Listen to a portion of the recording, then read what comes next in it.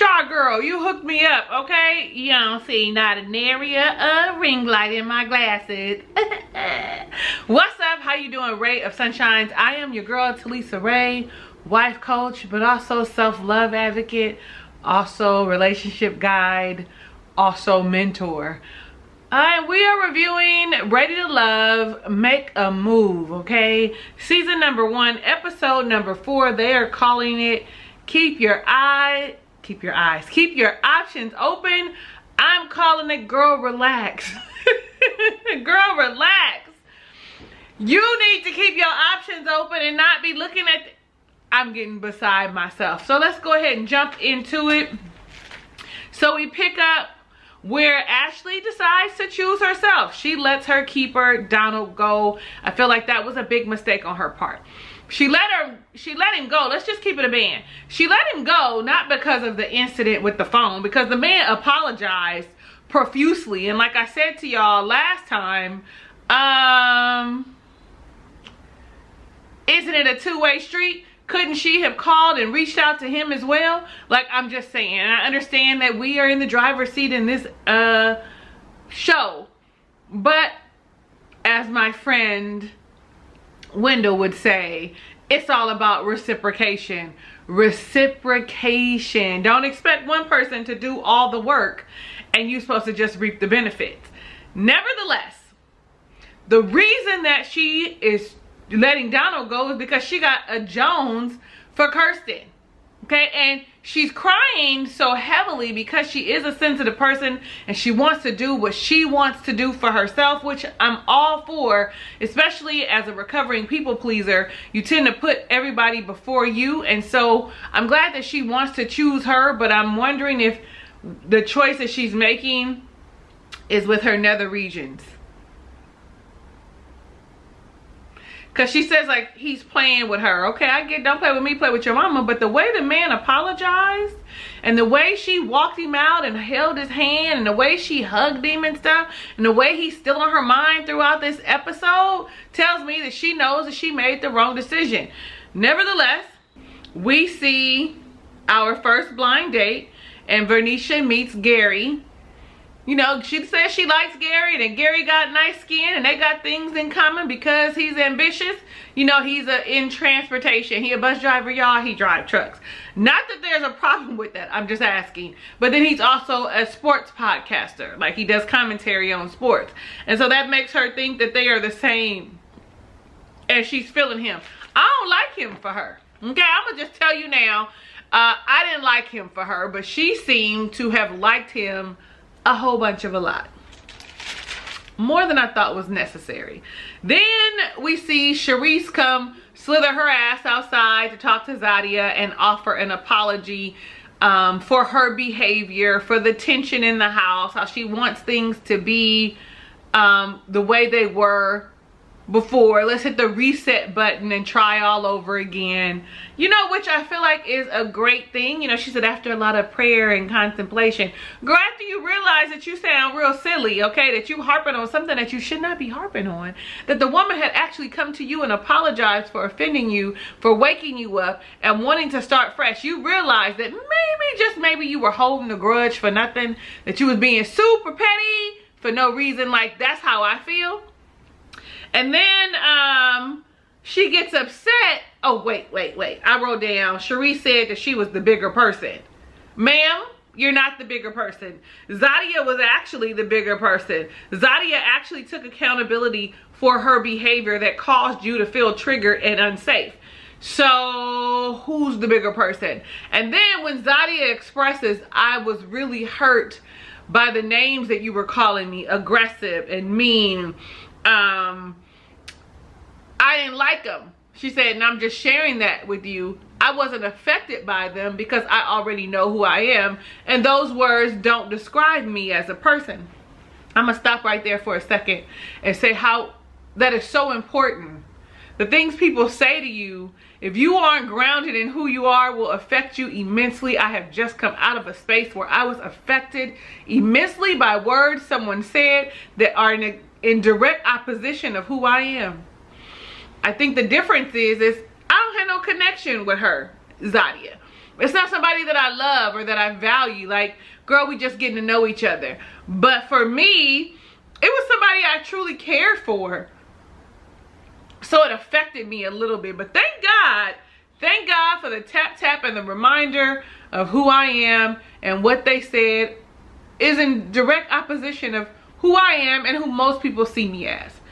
Okay, we're gonna move on from that. Like, I just felt that that was very important to know, because of the simple fact that we can get stuck in a place and be triggered by things people say about us because there's some truth to them, right? Or we believe them, or we value what they say. And in my instance, it was I valued what the person said and thought about me. But I recognized that they didn't see me for who I am, right? And so that's what I want to urge you all to be grounded in who you are. Not discount what people say. Take inventory of it, because maybe sometimes there's some truth to it. But most times, nevertheless, let's keep it moving. We see Zadia and Ramon. Ramon is the guy that Verniesha went out with, and she said he didn't have enough relationship experience. The ex-athlete who's retired, and she liked him. But when homeboy said he had 17 cats, I said, I know you ain't got 17 nasty ass cats up in your house. Even though they say cats are the most cleanest of the species between cats and dogs, I know you didn't have 17 cats just walking in your house with kitty litter and climbing on the counters and shit, just meow everywhere. Listen, I'm so glad that he said no, they stray cats and they outside, and I just be feeding them so they all come. You know, he doing the service. In my neighborhood, when there are more than 5 stray cats coming along, the people come.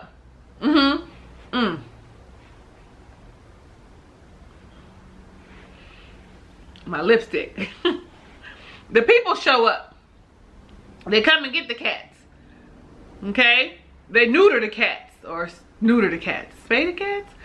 They fix the cats so the cats cannot reproduce, and then they put the cats back in the neighborhood. I'm just saying. Them cats is mating. I don't know what they do up in New Orleans.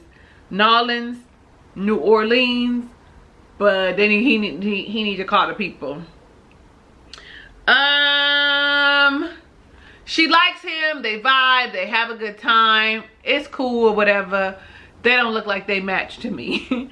Then we see Ashlee and Justin. And Justin is a new blind date. He's 35. He's in food and beverage. He's a food and beverage director. And he actually says he wants to settle down. Like, he says it, shares it. He's looking for his life partner. The person that he's going to do life with. The person that he's going to enjoy all of the things with, right?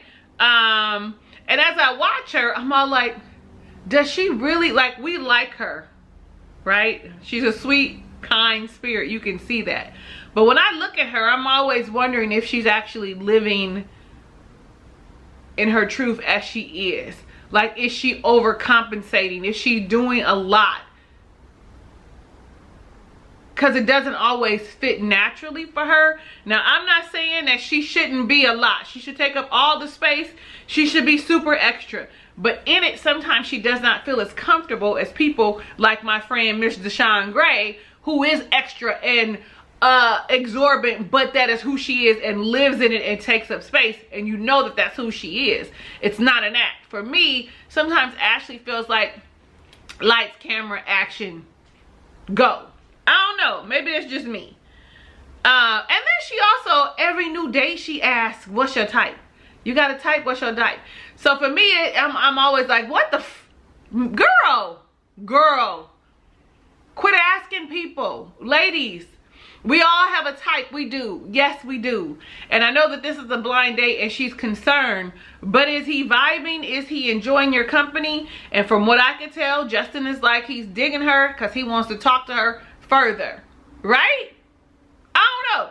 Maybe that's just my own thing, because what I understand is that everybody won't choose me. Even the people that I think are choosing me may change their mind. So I understand that, right? You're not going to always be a person's choice. And what we have to do is choose ourselves every day. And so we won't have to worry about whether or not we're someone's type or not. I'm just saying. I'm just saying. Oh, he said something I didn't like though too. He said, if your mama don't love you like my mama love me, then I can't love you. What? So if my mama trifling, my mama ain't shit, my mama left me out in the world to fend for myself, you can't love me? What if I did the work? What if I'm healed? What if I did the work? What if I have a therapist? What if I have done all the shadow work and I've recognized what about that? What about even if I didn't, but I'm a good person? Like, I don't have all those attachment avoidant issues, abandonment issues that people have. What? So you can't love me because my mama don't love me like your mama love you? That was crazy. Let's keep moving. We see Sharese and she's with Keith. Keith is 50 and he is a barber. He is a master barber stylist. He owns his own shop. And I like him for her. Okay, it seems like I like everybody but Maurice for her. But he seems like he can match her and keep her grounded. Like he seems, because these people that seem emotionally mature don't always be that. But he seems to be. I found him attractive. He's 50. I love that salt and pepper beard he had going on. His beautiful chocolate skin and them beautiful white teeth. I love that he was okay with therapy and getting a coach. And I love that he said after every breakup, he had learned something about himself. So my question to you is, the last time you broke up with somebody, and this don't go for y'all who've been in these love relationships for 20-something years. Maybe switch it. Let me figure out how we could switch it for you, D Brown, okay? What did you learn about yourself after your last breakup? Let me know down below in the comments. D Brown and the likes of you who have been married for all of the time, for a long time, who have not experienced a breakup. What did you learn about yourself after your last disagreement? Big blowout disagreement with your spouse. Because your spouse, your boo, your bae, your partner. Because, you know, they're inevitable. And fortunately, you guys have worked through them, because you wouldn't be where you are if you hadn't. What did you learn about yourself? Let me know down below in the comments. I wrote down that he seems to be self-aware and takes accountability for the part that he plays in relationships gone wrong. So then we see Verniesha and she meets up with Jabari. And I love that she says she likes being in the power position. I love that she shares that, hey, I'm dating people and I really think that you should keep your options open too, until we decide that this is exclusive, that there is exclusivity between the two of us. I really was proud of her in that moment. Y'all know how I feel. If you want to be in a one-to-one relationship, that you should be dating multiple people until you know that you guys are exclusive. Like, why are you putting all your eggs in this one basket and he or she got their eggs spread across town? Not even that though, but how do you know what it is that you really want, what you desire, what you need, what you deserve, if you got all your eggs in this one basket? And if you are a people pleaser or a recovering one, you might find yourself trying to adjust or make things right. So get the eggs out the basket. Maybe put 2 or 3 in one, okay? Just, you got 12 eggs in a dozen. Put 2 or 3 in one and do something else with the other 9, 10, okay? Okay, that's from me to you. Oh, she also shares that the reason that this is good for her, because she normally locks in on one person, and we've seen it happen to her, and we've seen it fail for her publicly, where these dudes will embarrass you, have you out here looking real crazy. Yeah, so I'm real proud of Verniesha. I'm really glad that she is stepping into this process of finding someone that is for her completely. Like, she's all in. Like, I'm gonna go ahead and do it. I'm gonna do it. Then we see Zadia and Cameron, and I really, let me say it again, that I really like the two of them together. I really like that he enjoys her company, that she enjoys him. You can see that they like one another, and more importantly, you can see that he considers her. He considers her, and yes, he is showing that he is helpful and useful and cares for her by making sure, you know, something as small as the glass for their art was broken up because she was having a hard time. It was too hard. Not only that, when she shared that she wants a provider, he was like, I want to make life easy for you so that you can do the thing, or for my person, so that you could do the things that, or they could do the things that they want to do, so that they could live in their soft girl era. Listen, I love that for her. I love that for her. I love that for every black woman that wants to be in their soft girl era, including me. I love that. You need somebody to come in and say, I want you to be in your soft girl era, not that I see you as one of the bruhs. Child, somebody told me that and I thought, ain't no way you like me. You see me like one of the bruhs? That means you won't see me as soft and feminine. You won't treat me as such. You're going to always see me as I can handle it by myself. I can do it by myself. I need someone to say,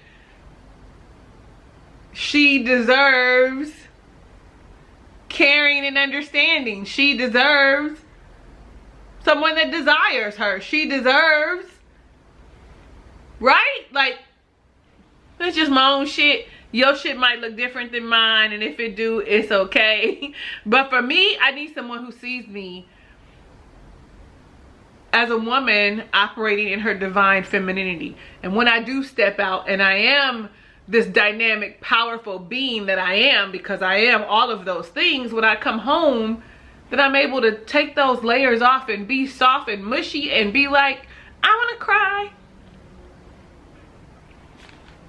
I'm about to cry because, yo, that's crazy. That's a real desire of mine. For someone to see me in my divine femininity and not just as the boss that I am. Like, see me. Like, don't make the assumption about who I am. Actually see me. See me, get to know me. See me without your traumas. See me without your triggers and your life experiences. See me. Like, yo. I'll be right back. Y'all, I ain't finna be crying on the internet. Not today, okay? I did that already. I ain't finna be crying on the internet. Let's keep it going. So then we see Ashlee and Kirsten. And Ashlee is way into him. Way too much. Oh, let me back up and say I'm going to have to find one of these glass art making things and take myself on a solo date, because that seems so fucking fun. And I've always wanted to go on a date to some mixology, Dear Future Bays. Like, but until then, I'm going to take myself on a solo date to some mixology thing. They have them all the time. I've seen them all the time. I might make it a friend date, because my friend Mona be like, you be going on all these solo dates, you know, you don't have to go by yourself. Yeah, girl, I know. Anyway, let's get back to Ashlee and Kirsten. Ashlee brings up the date with Zadia, and I just don't understand why. She did that before, she's doing that now. Y'all know how I feel about that. When Ready to Love regular is on, you know that I don't like it at all. Like, why are we doing that? Why are we bringing up other women in the date? You know that they went on a date. You feel like she was saying, oh, he thought I was beautiful, to say because he didn't tell you that. Like, you are having an issue. Comparison is a joy stealer. It is a comparison of anything and anybody, yourself to someone else, will give you like so much self-doubt. Like, you know what I'm saying? I wish I was 6 foot tall. I'm only 5'7". And if I was looking at people that were 6 feet, I'd be like, oh, I want to be 6 feet. No, I just put on some heels and then I'm like 6 feet, almost close to it. Like, what are we talking about? Like, comparison will have you knotted up in a ball, questioning your worth, your value. I really wish she would stop doing that, and so does he. He was like, why are we talking about her? What is the point of all of that? Why are you bringing her up down? Why don't you be in the moment here?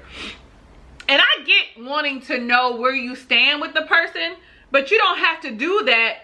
You don't have to ask about another woman to do that. You could just say, how do you feel about me? Would you like to date me again? Would you like to see me again? That's how you can find out. Not compare yourself to Zadia. Zadia is absolutely beautiful, but so are you. Stand in your own beauty. Like, y'all know that that's what I say every single time. Every single time. Every single time. And he ain't like it either. I'm all like, be in the moment. And then I wrote down, her panties are showing. Roll the window up, girl. You're going to catch a cold because your panties is showing. Your insecurities are showing. You are as beautiful as Zadia. Your eyes, your smile, your skin. Child, people are wishing that they looked and had what you had, because like you comparing yourself, somebody is like, gosh, she's so beautiful. I wish. Stop wishing and live in your own beauty. That's all I got for you. Live in your own beauty. I also wrote down, that was too much for a second date. That was a lot for a second date. If you want to know the stuff, like I said a moment ago, there's a way to ask. You don't have to be so intense to find out if this person really wants to rock with you, if they vibe with you, or if they just for everybody. Because we know that folks be out here for everybody. Okay, we do know that that's a thing, but there's a way to find out without asking about the next woman. Oh no, wait a minute, what's happening? Okay, so then we see Sharice and Maurice, they go out. She talks about Zadia's birthday's coming and they gonna do something, and maybe you'll get to come. However, when they're talking and she's trying to engage with him, I mean, he talks a little bit more than the last time, but it's still a lot of crickets. She says that he is consistent, and I'm all like, absolutely. If you want somebody consistent, honey, if that's your biggest priority, the biggest thing on your list is consistency, then he is definitely consistent in being boring and not conversing at all. He is consistently silent.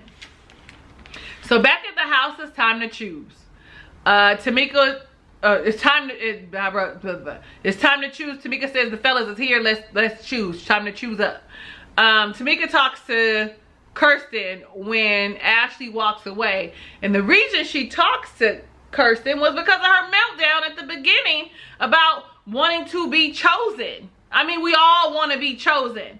And we have to understand that we have to choose ourselves. And that has to be enough. Sometimes what we want isn't what we are going to get. Always there's a plan that's going to work out in your favor. Every good thing that God has in store for you, I want that for you like I want it for me. Anyway, so when Tamika talks to him, he says, I really like her. I enjoy her as she is. And she says, you need to tell her that. Like, because this girl is seeking, I don't want to say validation, but really wants love and wants somebody to choose her. Verniesha tells Jabari that, you know what, I still want you in the process. So she's giving him a second chance to get in line. Like, I know you have an issue with me dating other people, but I want you to get in line. And I feel like that's the better choice, because her and Gary, you know, they was at the dive bar having a drink. Gary was acting like an old man. He ain't take her nowhere special, to down to the bar over there. I do like a hole in the wall. I do like going down to the bar. But yo, we couldn't find nothing better than that for our first date.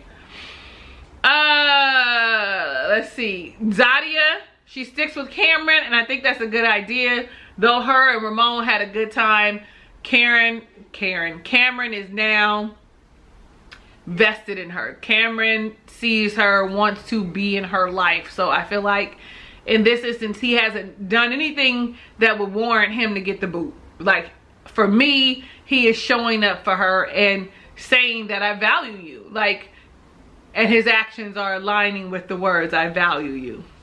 That's important. For somebody to tell me that they appreciate and they value me, Your actions have to align. You can't say one thing and do something else. And for me, I think that this young man is definitely matching it up. Ashlee and Kirsten.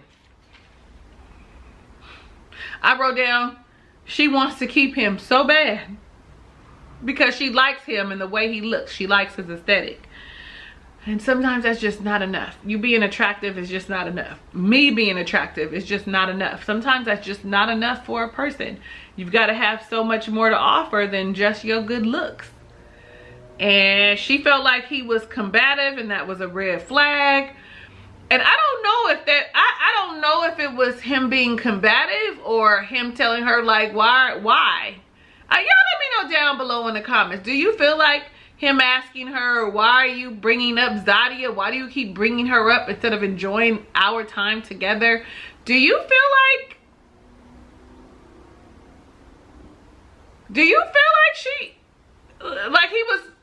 like it was a red flag? She felt like he was being argumentative. Do you feel like that too? Let me know down below in the comments.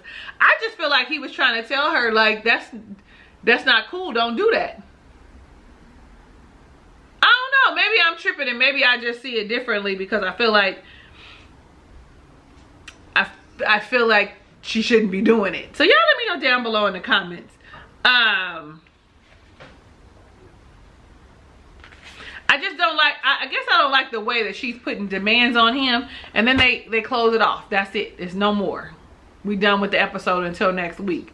And so I guess they're going to pick up with us seeing whether or not she chooses Kirsten or she chooses Justin. And then we see something a little later, and I forget the snippet, but again, it makes me feel like, is she standing in who she is completely? We'll be able to talk about it next week. I'm sorry that this is up late. I had a grand weekend. I had my very first in-person speaking engagement and it went phenomenally well. There will be more to come. I know that because that felt so comfortable and true, and in the space that I'm in, I need to share my power because empowered women empower women. I am your girl, Talisa Ray. Thank you so much for watching my review of Ready to Love, Make a Move. If it's your first time visiting my channel, go ahead and click the subscribe button and the notification bell so that you're alerted of the videos that I upload moving forward. Go ahead and share it with your friends. Tell your friends to come over and have this conversation with us because it'd be good. We be talking and I be asking questions that I be really wanting y'all to answer. And we're gonna do a live soon. I just got to figure out when that live is gonna happen. Maybe it'll happen on Friday. No. Maybe I'll start trying to do them on Thursdays. This is so late that I don't know if I'm gonna be able to do it on Thursday. Anyway, know that I love you in real life and I want every good thing that God has in store for you, even if you don't know what that is for yourself. Hugs and kisses and lots of love. I'll see you on the next review.